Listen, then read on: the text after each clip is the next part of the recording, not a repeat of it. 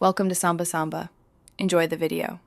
You start by enabling the system voice input so speech becomes text immediately.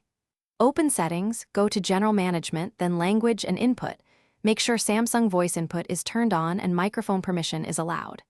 Next, set Samsung Keyboard or Gboard as the default keyboard so the mic icon appears in apps.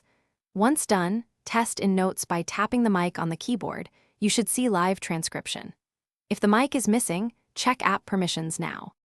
Now you'll perform the main transcription steps. Open the app where you want text, messages, notes, or email, and tap the keyboard mic icon to begin. Speak naturally but in short phrases, say comma or period if you want punctuation inserted. Make sure you pause briefly between sentences so the engine commits words. If you need capitalization like Form 1099, speak it exactly.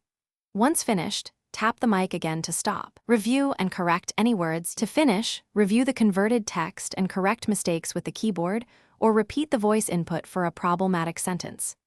If speech isn't recognized, make sure you're on a stable network and that background noise is low, then restart the mic. If issues persist, clear the keyboard app cache or update the Samsung Keyboard or Gboard in the Play Store.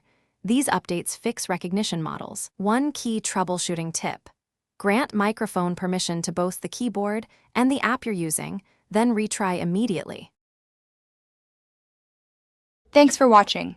Consider subscribing if we helped you.